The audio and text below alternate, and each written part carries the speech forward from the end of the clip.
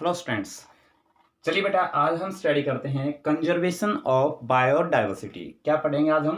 Conservation of biodiversity. हमने पढ़ा था लास्ट क्लास में बायोडाइवर्सिटी लॉस कैसे होता है, और आज हम पढ़ेंगे कि बायोडाइवर्सिटी जो लॉस हो रही है उसको हम कंजर्व कैसे करें, मीन्स उसको हम प्रोटेक्ट कैसे करें। ठीक है, तो इसके लिए हम बताएंगे कि बायोडाइवर्सिटी को केवल और केवल हम कंजर्व कर सकते हैं by the protection of whole ecosystem. क्या बताया बेटा?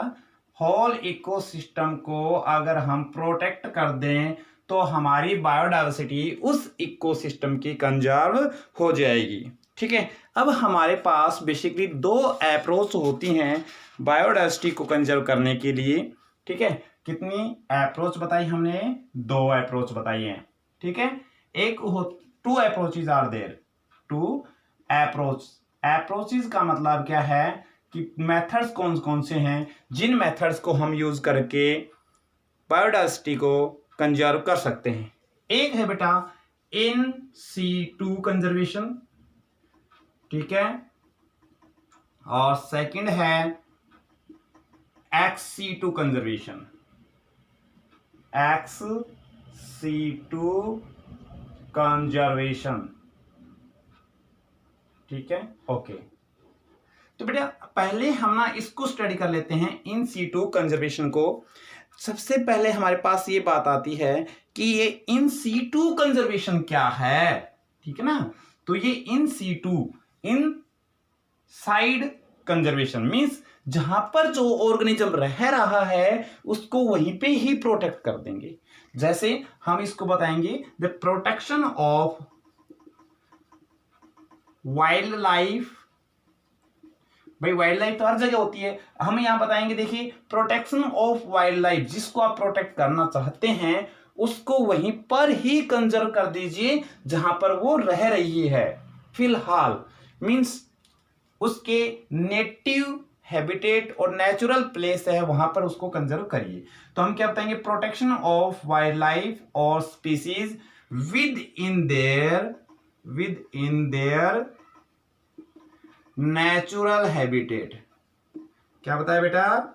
With in their natural habitat means उन ऑर्गेनिजम्स को जो खत्म होने वाले हैं उनको वहीं पे ही प्रोटेक्ट कर देंगे जहां पर वो फिलहाल हैं। तो उस एरिया को जिसको हमने प्रोटेक्ट किया है, उन वाइल्ड लाइफ को वहां पर हमने प्रोटेक्ट किया है। ये जो प्रोसेस है किसमें आता है बेटा? In situ conservation. शॉर्टकट में हम ये बताएंगे कि कंजर्वेशन ऑफ और protection of wildlife within their natural habitat is known as in situ conservation. अब बेटा इन situ कंजर्वेशन में बेसिकली दो कैटेगरी से हम इनको जो है ना प्रोटेक्ट करते हैं। एक तो होता है बायोडाइवर्सिटी हॉटस्पॉट्स बना करके।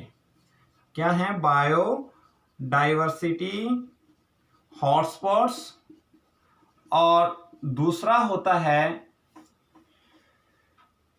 Protected groups. क्या बताया है? Protected areas. ठीक है, प्रोटेक्टेड एरियाज। ये कुछ क्या है हमारे पास? इस इन situ कंजर्वेशन की भी टू अप्रोच हैं जो हैं, एक तो बायोडाइवर्सिटी हॉटस्पॉट्स और दूसरा है प्रोटेक्टेड एरियाज।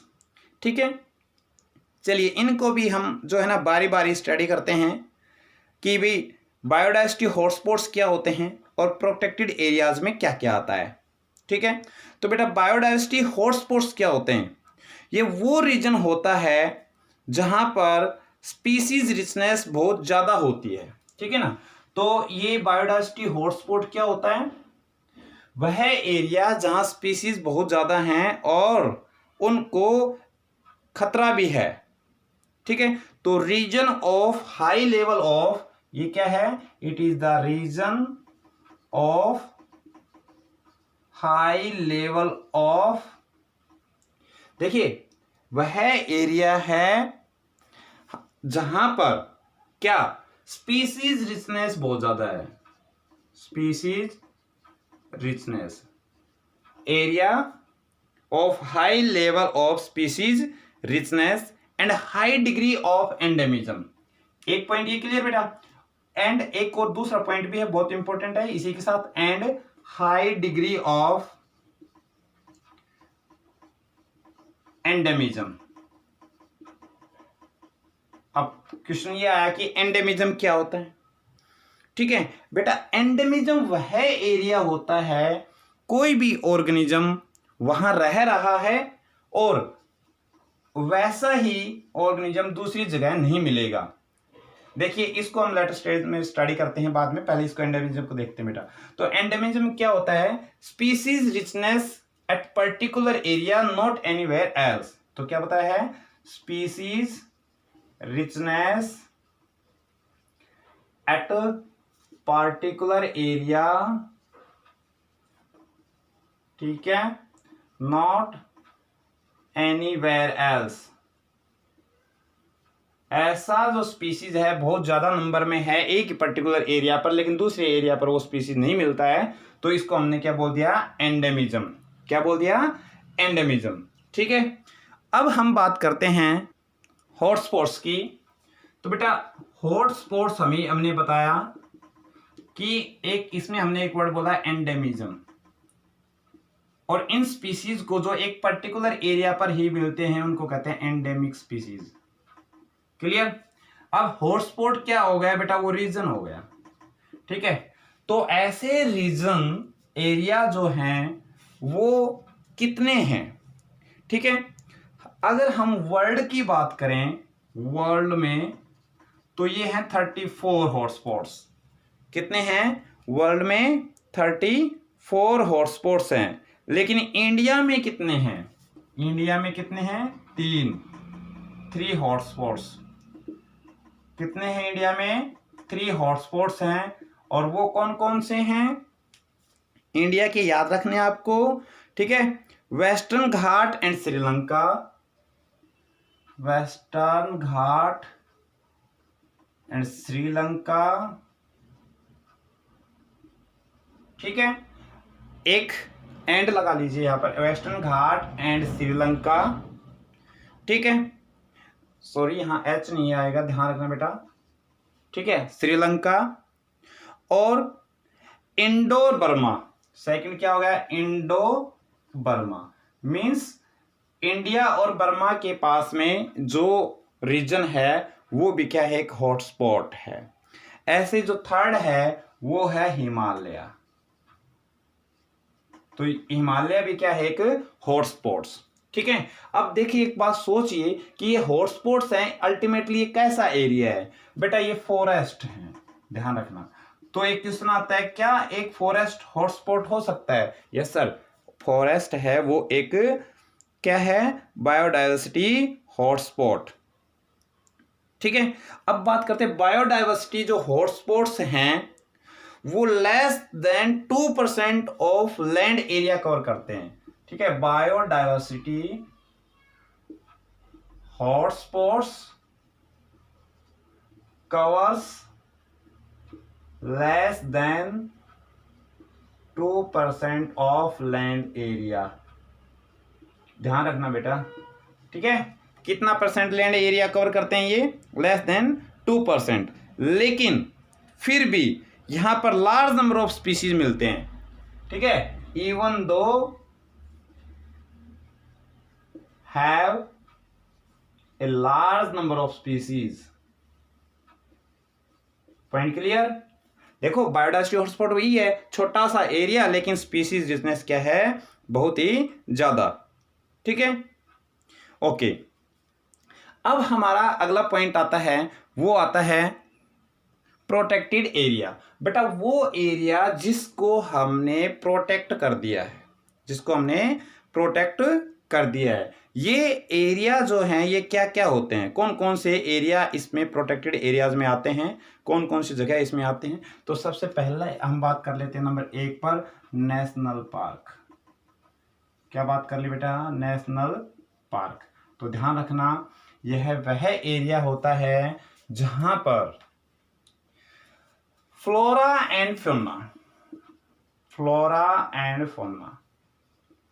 ठीक है, प्लांट्स और एनिमल, क्या बोला, प्लांट्स और एनिमल दोनों को ही प्रोटेक्ट किया जाता है, ध्यान रखना, ठीक है, both are protected, point clear. अब देखिए, ये जो नेशनल पार्क्स हैं ये प्रोटेक्टेड एरिया हैं, लेकिन इन प्रोटेक्टेड एरिया की खास बात क्या है, ये है कि इनका जो एरिया है वो लिमिटेड होता है और यहां पर कोई भी किसी प्रकार की इंटरेक्शन और कहें कि डिस्टरबेंस वाइल्ड लाइफ के साथ में नहीं की जाती है, जैसे no hunting, no private ownership, means ठेकेदारी प्रथा इसमें नहीं है, ठीक है। और नेशनल पार्क हैं इंडिया के अंदर, सबसे पहला जो बना था वो था जिम कॉर्बेट नेशनल पार्क। क्या है, जिम कॉर्बेट नेशनल पार्क, क्या है, जिम कॉर्बेट नेशनल पार्क, ठीक है, ओके। ये इंडिया का है और फर्स्ट है, इंडिया का नेशनल पार्क है और फर्स्ट एस्टेब्लिश्ड नेशनल पार्क है। अकॉर्डिंग टू एनसीईआरटी हम आपको बताएंगे, ठीक है, नेशनल पार्क कितने 90 हैं, बट ये इनका नंबर बढ़ चुका है बेटा, तो आप कंफ्यूज ना हो। ये आपका फर्स्ट पॉइंट क्या आया, प्रोटेक्टेड एरिया में नेशनल पार्क का। अब हम बात करते हैं सेकंड, वो है सैंक्चुरीज। क्या है, सैंक्चुरीज। देखिए इसमें तो दोनों को प्रोटेक्ट किया था, फ्लोरा एंड फौना को, लेकिन इसमें किसको प्रोटेक्ट किया जाता है, केवल एनिमल्स को, एनिमल्स को मतलब फौना को, इनको प्रोटेक्ट किया जाता है, ठीक है। लेकिन यही बताएंगे यहाँ पर हंटिंग भी नहीं होता है, प्राइवेट ओनरशिप भी नहीं होता, लेकिन यहाँ पर कुछ परमिशंस होती हैं, जैसे घूमने की फिरने की ह्यूमन के लिए, ठीक है। इतना याद रखना है कि 448 sanctuaries are there in India according to NCERT, actually ज्यादा है, ठीक है। अब नेक्स्ट जो पार्ट आता है वो थर्ड है नेशनल पार्क, सेंचुरीज, और वो आता है बायोस्फीयर रिजर्व्स। क्या होता है बेटा, बायोस्फीयर रिजर्व्स। देखो बेटा, बायोस्फीयर रिजर्व्स ये एक्चुअली बायोस्फीयर रिजर्व हैं, ये कितने हैं अकॉर्डिंग टू एनसीईआरटी मैं आपको बताऊंगा, ये हैं 14, कितने हैं 14 हैं, ठीक। और बायोस्फीयर रिजर्व है, इसको मेंटेन कौन करता है, मैब। मैब की फुल फॉर्म क्या होती है बेटा, मैन एंड बायोस्फीयर। क्या है, मैन एंड बायोस्फीयर। और इस मैप को कौन मेंटेन करता है, यूनेस्को। कौन मेंटेन करता है, यूनेस्को, ठीक है। तो बेटा ये बायोस्फीयर रिजर्व है, इसमें एक्चुअली क्या होता है, all permissions are there except hunting, इसमें प्राइवेट ओनरशिप भी होता है, एग्रीकल्चर भी होता है, और ये सारे काम यहाँ पर होते हैं। तो ये था हमारे पास में प्रोटेक्टेड एरियाज, ठीक है। चलिए, ये प्रोटेक्टेड एरिया थे, किस में आते बेटा, इन सीटू कंजर्वेशन में।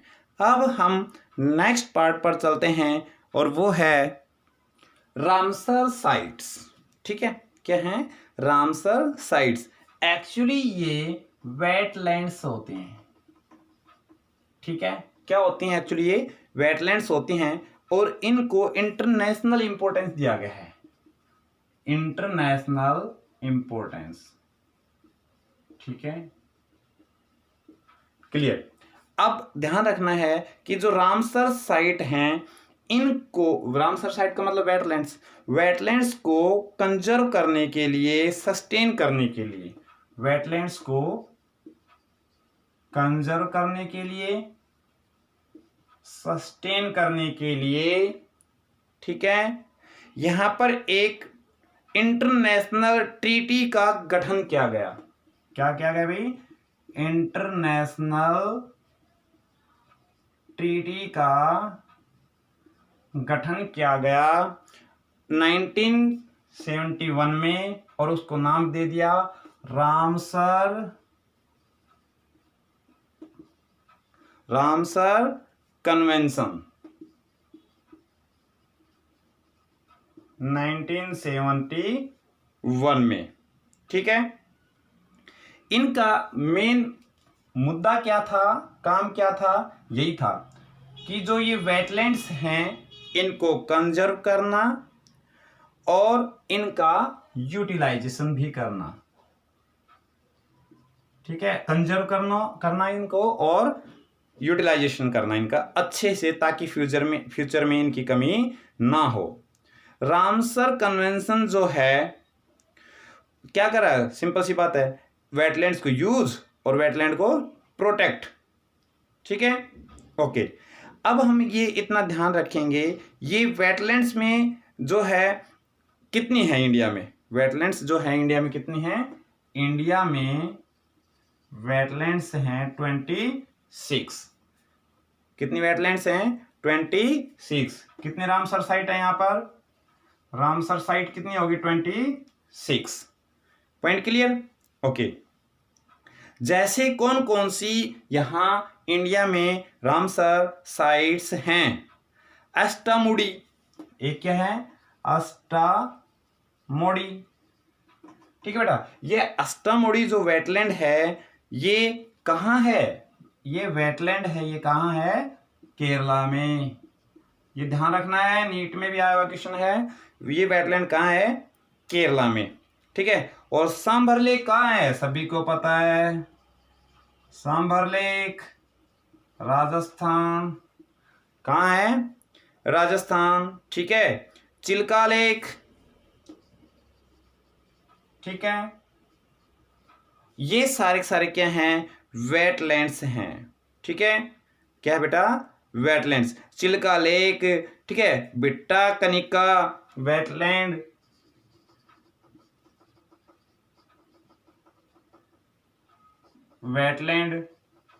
ये कहां है, ये उड़ीसा में।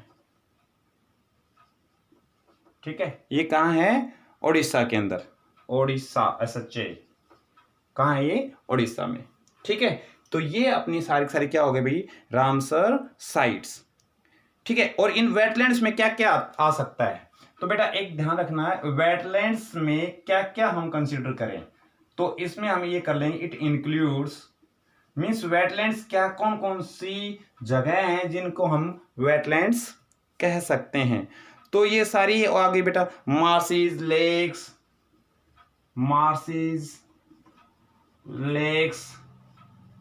कोरल रीफ, ये सब क्या है बेटा, वेटलैंड्स। क्लियर, चलिए अब हम नेक्स्ट पॉइंट पर चलते हैं, फॉरेस्ट पैचेस। देखिए ये हैं सैक्रेड ग्रूव्स, ये एक्चुअली सैक्रेड ग्रूव्स, देखिए नेम ही इंडिकेट कर रहा है बेटा। ठीक है, सैक्रेड ग्रूव्स, मैंने अभी एक लाइन बोली थी, these are the forest patches, these are the forest patches which are aside for worship, which are aside for worship। ठीक है, तो ये सब क्या होते हैं अपने पास में, sacred groves। ठीक है ना, which are worshipped। इसमें क्या क्या आ सकता है बेटा, इसमें ये फॉरेस्ट पैचेस में तो मतलब ट्रीज भी हैं। ठीक है, समझ रहे हैं ना भाई, फॉरेस्ट में तो ट्रीज भी हो गए। अब यूं बताइए आप, फॉरेस्ट में क्या वाइल्ड लाइफ नहीं होगी, ठीक है, वाइल्ड लाइफ भी होगी सर। तो इनको सभी को एक्चुअली प्रोटेक्ट किया जाता है by particular tribal peoples, tribal communities होती हैं वो इनको वर्शिप करते हैं। जैसे छोटा सा एग्जांपल मान लेते हैं कि भाई पिपल है, पिपल को सभी पूजते हैं। ठीक है ना, तो ये क्या होगा, एक सैक्रेड ग्रूव। जहां पर पिपल बहुत ज्यादा होंगे तो वहां से कटिंग नहीं होगी पेड़ की। ठीक है, तो क्या होगा, ये एक सैक्रेड ग्रूव। ठीक है, इसमें बहुत ये जो सैक्रेड ग्रूव्स होते हैं यहाँ पर भी बहुत ज़्यादा नंबर में प्लांट और जो एनिमल्स हैं वो भी यहाँ पर थ्रेटेंड रहते हैं, मतलब उनको खतरा भी होता तो है ही। तो कुछ यहाँ पर सैक्रेड ग्रूव्स हम ध्यान रखते हैं, कौन कौन से सैक्रेड ग्रूव्स हैं। सम आर देयर, जैसे खासी एंड जैंतिया हिल्स, खासी एंड जैंतिया हिल्स, ये कहाँ होती है बेटा? मेघालय। ठीक है, कहाँ होती है ये? मेघालय के अंदर। ठीक है, वेस्टर्न घाट का जो रीजन है कर्नाटका के पास, वो भी क्या है? Sacred groves. और महाराष्ट्र के पास भी। ठीक है, ये क्या है? सारे के सारे इनको हम सैक्रेड ग्रूव्स वहां कंसिडर करते हैं लोग। ऐसे ही हमारे यहां पर राजस्थान में अरावली हिल्स ऑफ राजस्थान, ठीक है, इनको भी सैक्रेड ग्रूव्स की तरह कंसिडर किया गया है। चलिए, ये सारे के सारे जो है कंजर्वेशन हमने अभी अभी इस क्लास में पढ़े हैं, ये सारे किस में आते हैं बेटा? इन सीटू कंजर्वेशन में। किस में आते हैं? इन सीटू कंजर्वेशन में। ठीक है, तो ये थी अपनी क्लास, कंजर्वेशन ऑफ बायोडायवर्सिटी का एक पार्ट था इन सीटू कंजर्वेशन, जो होप आप लोगों को समझ में आ गया होगा। फिर भी अगर आप लोगों को क्वेरी है तो आप कॉल कर सकते हैं, कमेंट कर सकते हैं, लेकिन सब्सक्राइब जरूर करें बेटा, जैसे ही हम अगला जो वीडियो डालेंगे क्लास का, लेक्चर का, ताकि आपको नोटिफिकेशन आ सके, इसके लिए आप बेल आइकन जरूर दबाएं। Okay, thank you.